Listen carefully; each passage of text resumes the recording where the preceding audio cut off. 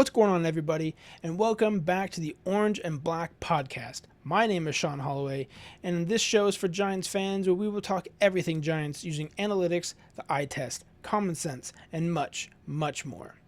Spring training is over, and we are just hours away from opening day. And today, we're doing my 2026 season predictions. Now, this is going to be a longer video, so sit back, relax, and let me do all the talking. On today's show, we're going to cover a quick spring training review, what I think the opening day roster is going to be, the Bryce Eldridge situation, the strength of the schedule, what this team needs to improve on from last year, some players to watch, and finally, my record prediction and whether or not I think the Giants will make the playoffs. Now, spring training is over, and the season is officially upon us. The Giants are trying to break the 500 cycle and make the playoffs for the first time in 5 years. And overall, they had a good spring. They finished 19-9. Now look, it is spring training. The record doesn't mean everything. We all know that. But there were definitely some guys who stood out. Victor Barracoto had some really good moments. He led the Giants in spring training in almost a lot of the categories. He had a great spring. But I think one big name that opened up a lot of eyes is Jared Oliva. That speed, man. That speed. The Giants need him. A lot of those guys were sent down, though, mainly because there were just wasn't room on the big league roster. But I do think we're going to see some of them at some point over the course of the season when injuries happen. Those things will change, the roster on a daily basis sometimes, because they always do. Now, the opening day roster. Like I said, I think the 26-man roster is mostly set, but there are still some questions. And to me, most of those questions come down to roster construction.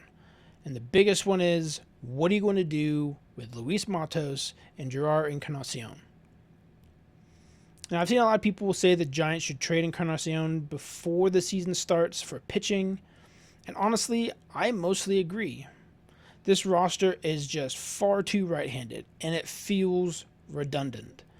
You've got guys like Schmidt, Koss, Matos, Encarnacion, and there's a lot of overlap there. Schmidt gives you a lot of versatility. He can play every single infield position.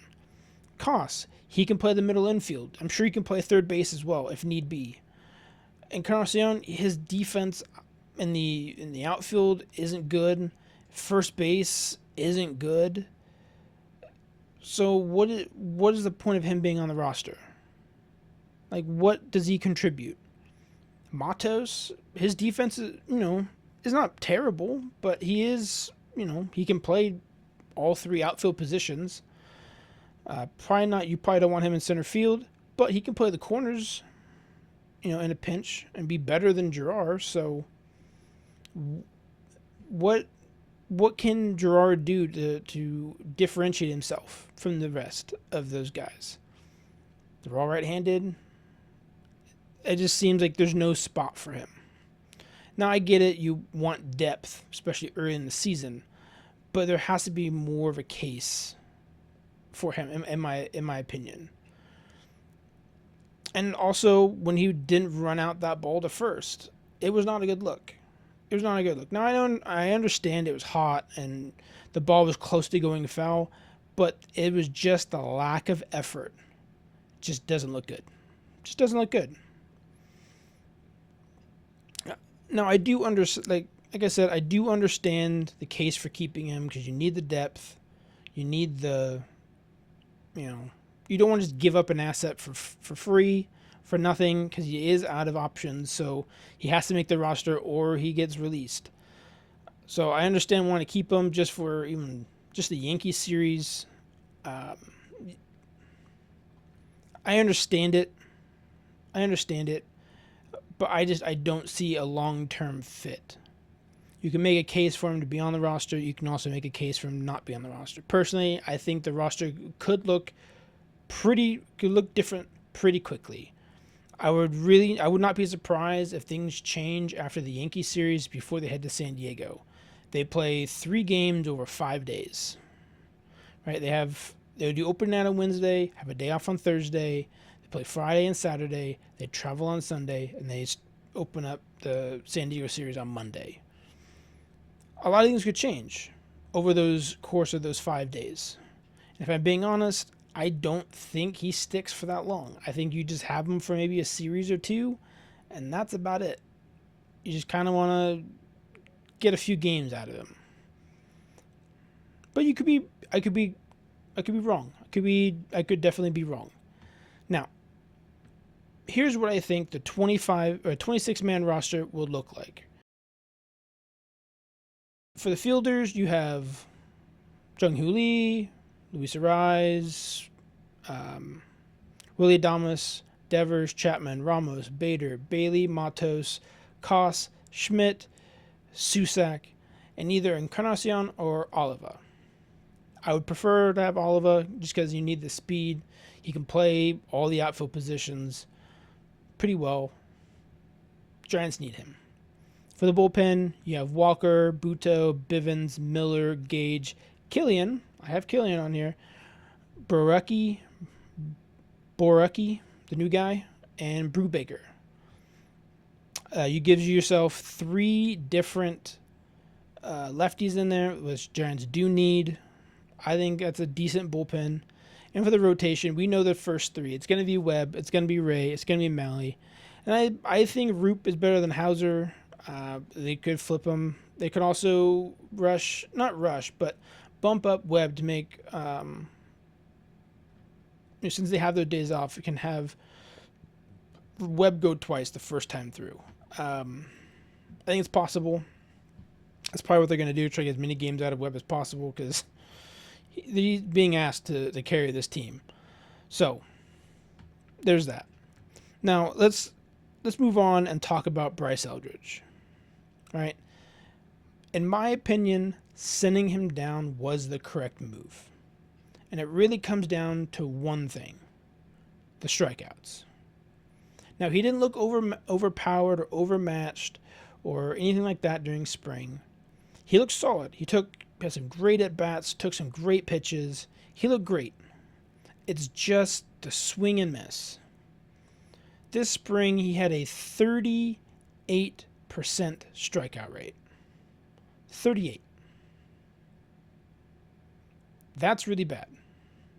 And just for perspective, Ryan McMahon led the league at 32%.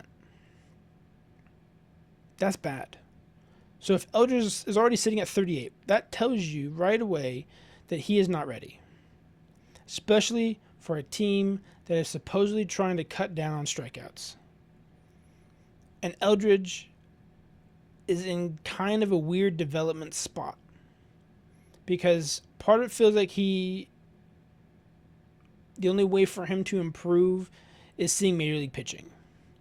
But at the same time, he clearly needs AAA at-bats to work through the swing and miss. So the way I look at it is simple. Start him in AAA, give him about a month, then reassess.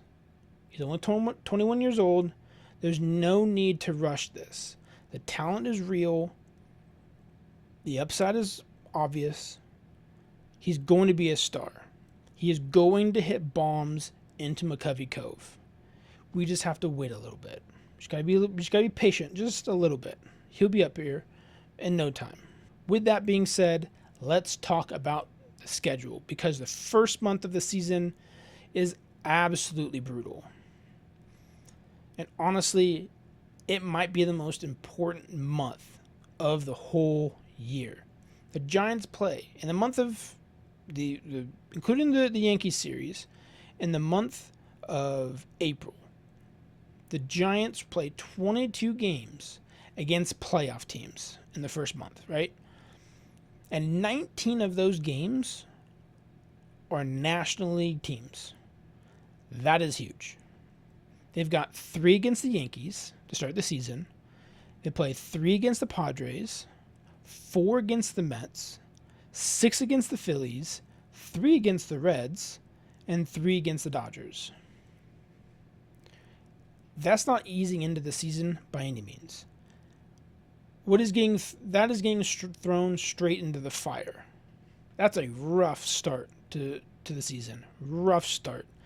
If they can be roughly 500 during that, I would be happy. If they're above 500 during that after that stretch, that's great, right? It's great. But my goal for them is to be around 500. Around 500, and I think that would be successful, because that is a lot of playoff teams, and it's a rough start to the season. And this is why I also hate when people say things like, oh, it's a long season. Oh, you don't make the playoffs in April. Yes, those are both true statements. Season's long, it's 6 months, 162 games. It's a lot. Especially when you get to the dog days of August in the Midwest somewhere, and it's 100 degrees out with 80% humidity. It's miserable, right? But I completely disagree with those statements at a fundamental level, because maybe emotionally those games don't feel like the same as September games, but in the standings, in tiebreakers, they matter just as much. Just as much. Remember, last year, the Giants and the Reds tied and finished their season series 12 games into the season. 12 games into the season. That season series was finished. But the Giants did not hold the tiebreaker because of inter-divisional record, right? The Giants didn't play well against their divisional teams, right? Especially the Dodgers and the Padres. They were terrible. So even though the first tiebreaker was even, those early games still mattered a ton in the playoff picture. Because if the Giants just won one more game against the Reds, and then one more game somewhere else,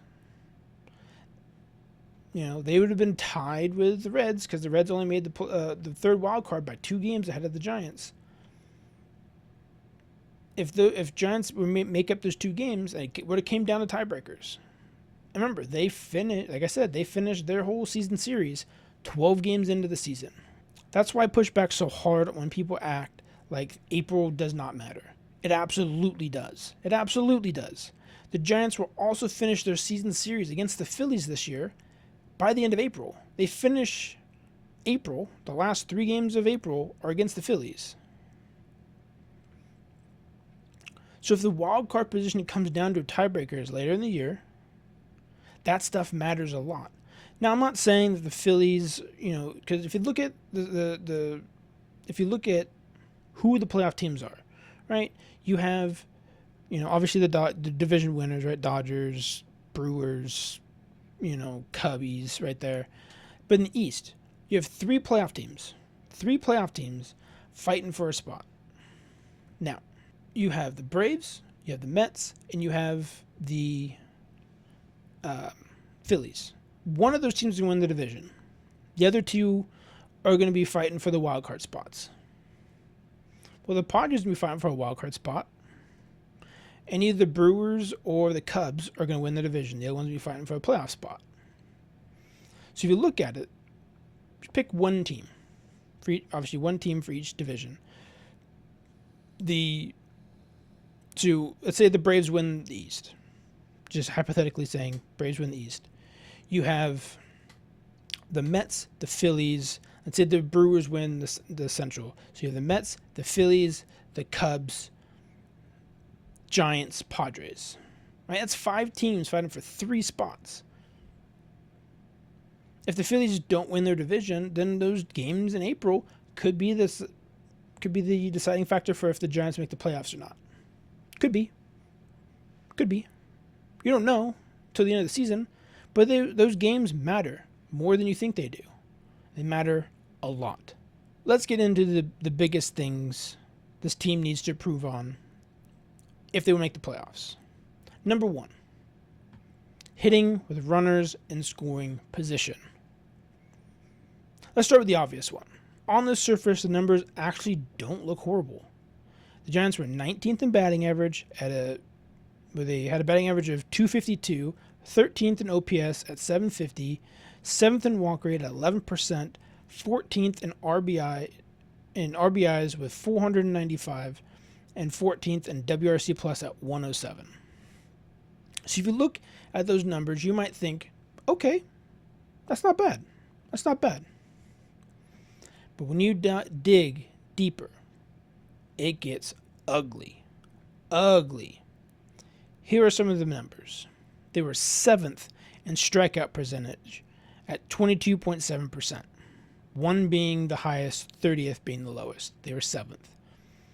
27th in batting average with 2 outs in the month of May with a 167 batting average. Rough. They were 30th in batting average in June with less than 2 outs with a 200 batting average. Rough. 28th in batting average in July with less than 2 outs with a 203 batting average. Rough. 20th in batting average with 2 outs in total at a 191 batting average. So basically, for the huge chunk of the season, the Giants were one of the worst teams in baseball in scoring runs, with runners in scoring position. And if you watch the games, you'd already know that, right? You felt it. We felt it. It was horrible. Far too many times you watch this team take a fastball right down the middle. Far too many times we watch them pop up, hit a weak ground ball, or run into an out to kill a rally. They had a stretch, if people remember, they had a stretch of 16 games scoring 4 or less runs. That is awful. That is awful. And honestly, it got so bad that as fans, right, we already knew what was going to happen before it happened.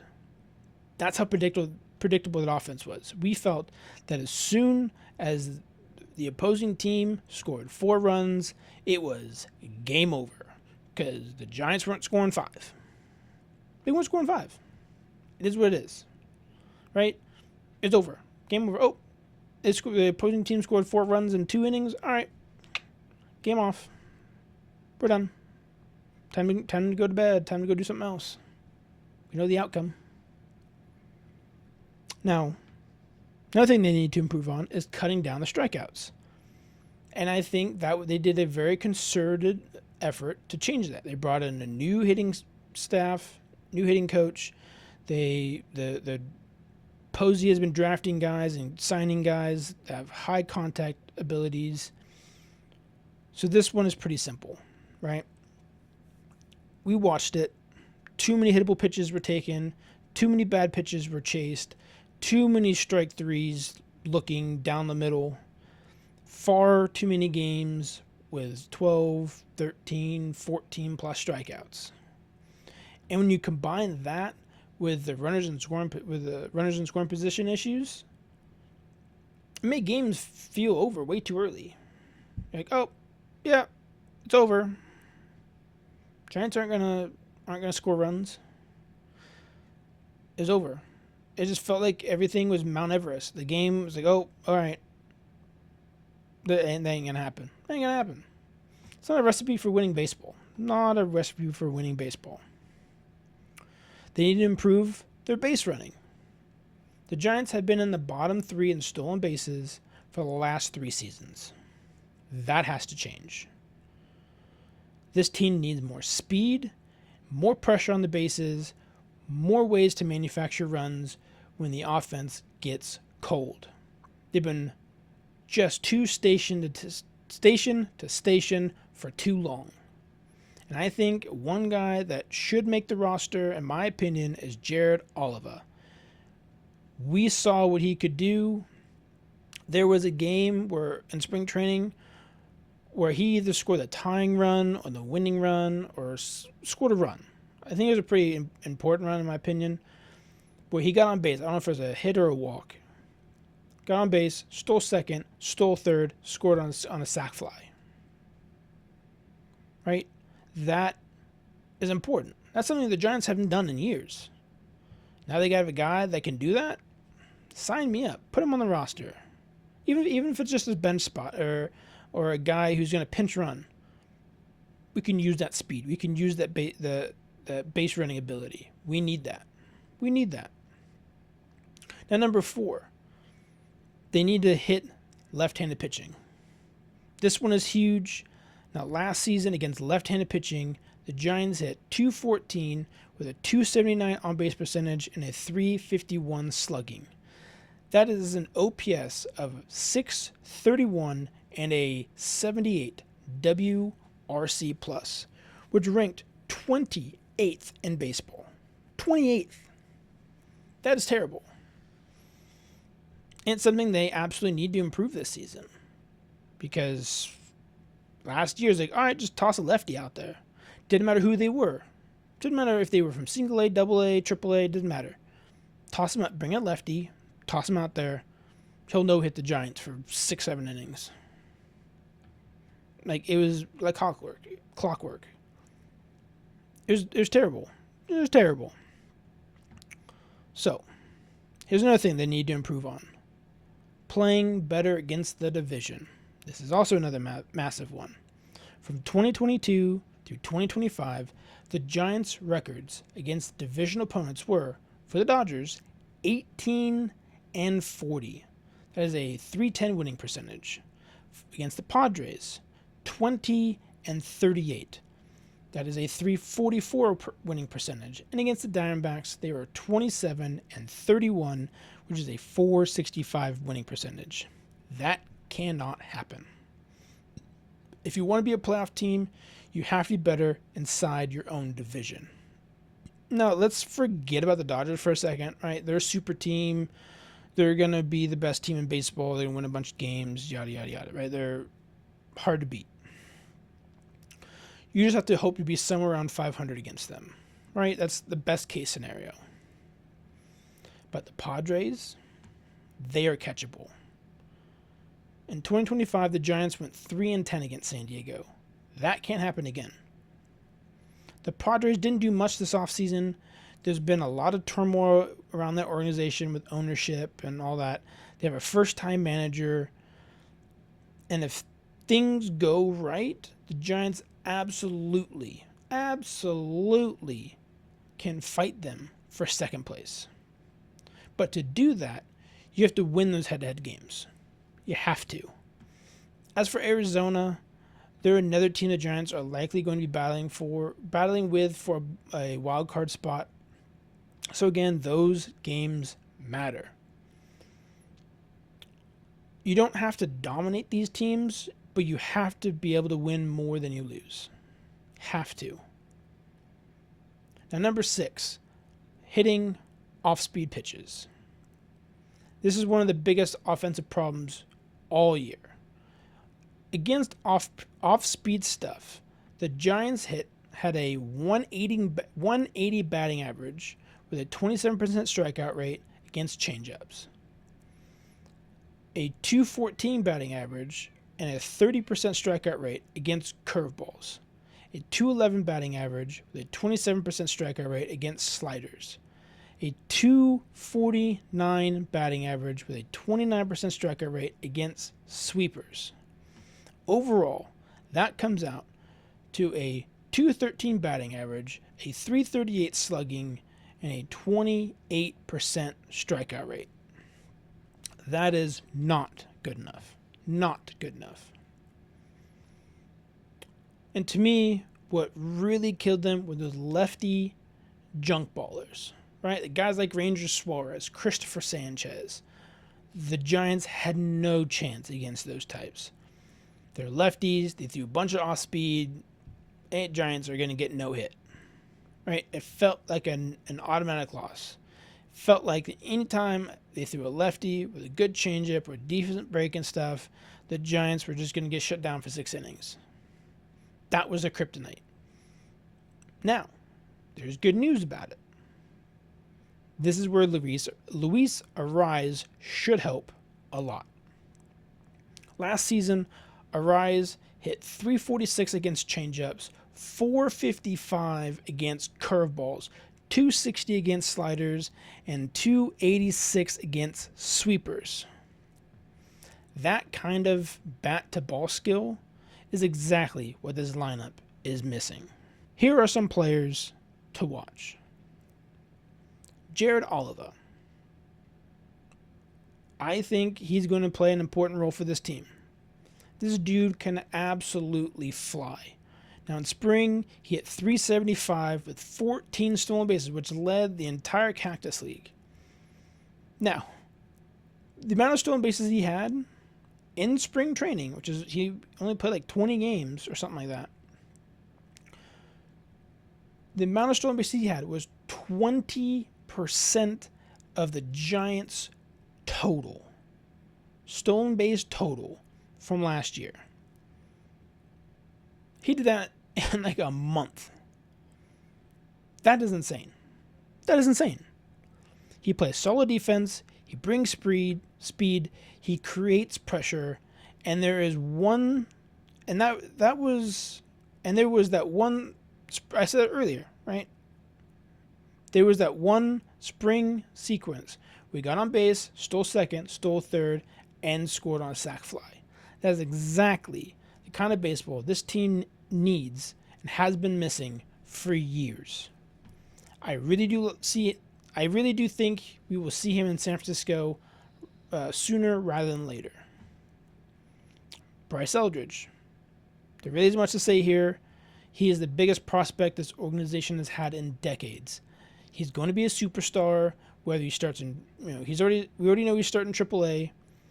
He's going to get called up sooner than we think.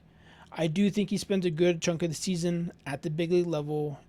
He's going to be a future 30-plus homer guy, maybe even 40-plus if everything clicks. He could get some Rookie of the Year voting. We'll see. But he is going to be special. And he is fun to watch. And there's a lot of hopes. And there's a lot of riding on his shoulders. Pressure riding on his shoulders. Because the Giants need him to click. They need him to click. We can't have another Joey Bart or Marco Luciano situation. The Giants need him to click. Another name to watch. Bo Davidson. Last year, he absolutely lit up the minors. Right? He started the year in Eugene. He finished in Richmond. In Eugene, he batted .309 with a .412 on base, a .507 slug.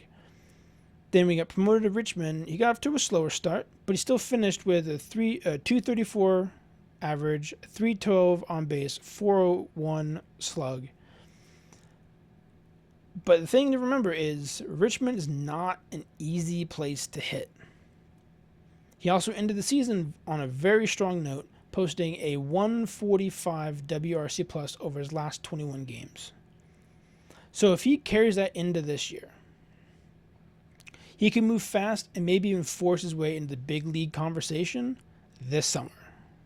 And yes, one longtime Giant scout compared him to Barry Bonds, which is obviously an absurd, lofty comparison because it's Barry Bonds. But still, even if it turns out just to be a fraction of that, the Giants will gladly take it. Ryan Walker. Let's talk about Ryan Walker. Honestly, it's a huge year for the whole team. But they need him to be a lockdown closer. The Giants need him to be that 2024 version. Because right now, the bullpen just does not have many trustworthy high leverage arms. Now during spring, Walker told Alex Pavlovich, I love this role, I love the high leverage situations, and that's where I want to be. I have no other intentions. Now that's exactly what you want him to say, and it's great to hear from your closer that he wants that role. And apparently he's made some mechanical changes to help him stay in the zone more consistently.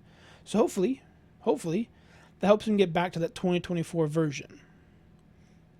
Because if he doesn't, that bullpen could become a major problem. Major problem. So this last one, I'm going to add two names. Luis Hernandez and Joshua Gonzalez. I'm adding them together because they're both likely starting in the ACL, and they could easily finish the year in San Jose, and are both incredibly young. Luis Hernandez is only 17 years old. He's skipping the DSL and going straight to pro ball, which is crazy.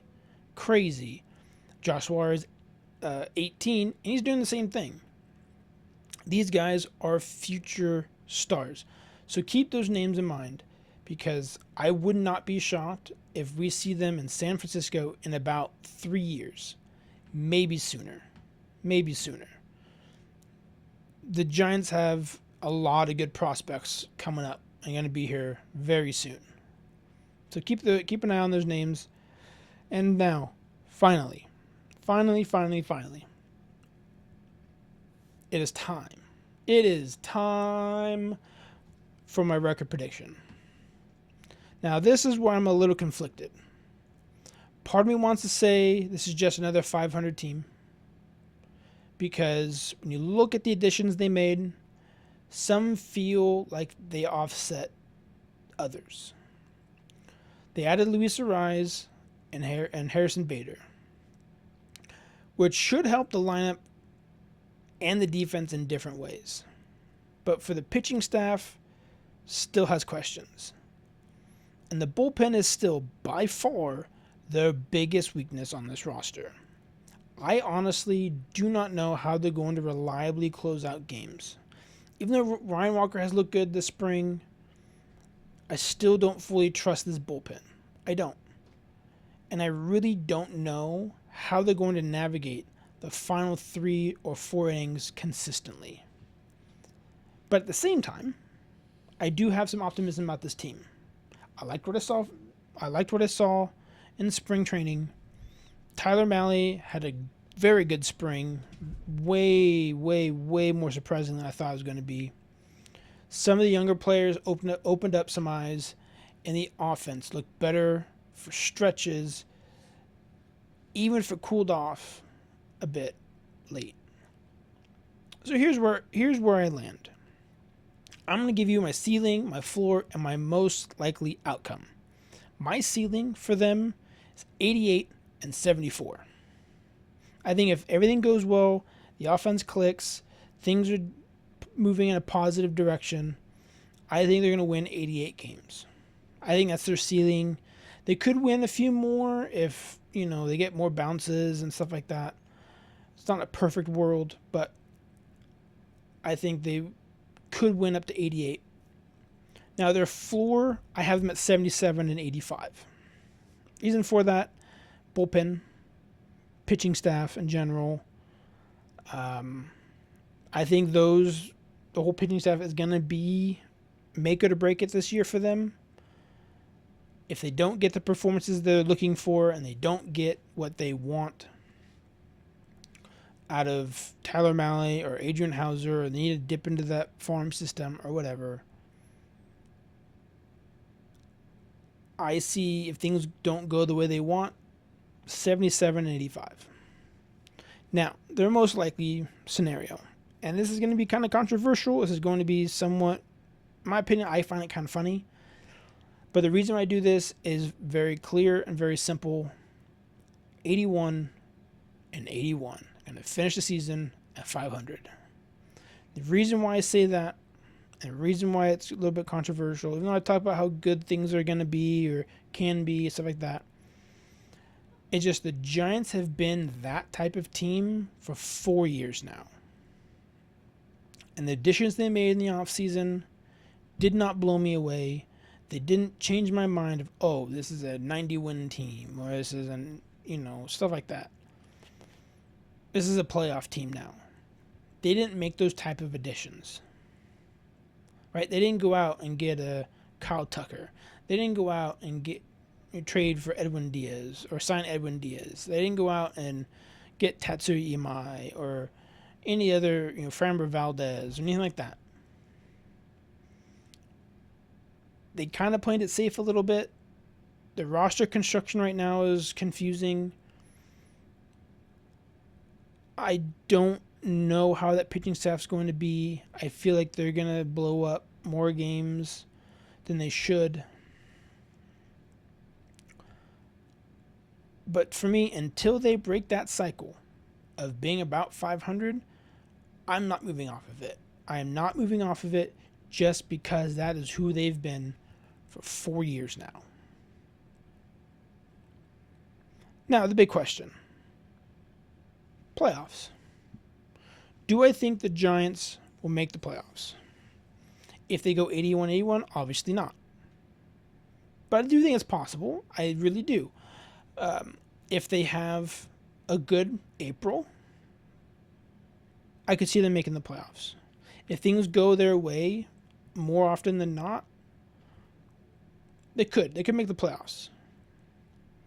But to me, it all comes down to that bullpen. That honestly scares me. Even after this spring, it scares me. And that's by far the biggest weakness of this team. They're also asking a lot out of Logan Webb. When you combine that with the brutal first month and some of the roster questions, there are just more variables here than there should be for a true playoff team. To me, this team is right on the edge. If more things go right than wrong, they make it. If things are more 50-50, I think it's more questionable at best. I would love to be proven wrong, though. I would love to be proven wrong. With that, I'll leave it there. I hope you enjoyed today's episode, and if you did, make sure to leave a like and drop a comment in the comment section down below, and I'll try to read every single one because I really do want to hear your thoughts. Do you agree? Do you disagree? Do you think the Giants will make the playoffs? And don't forget to follow me on X and Instagram at orange_blackpod. Let's go, Giants, and have a good rest of your day, and I'll see you on the next one. Peace.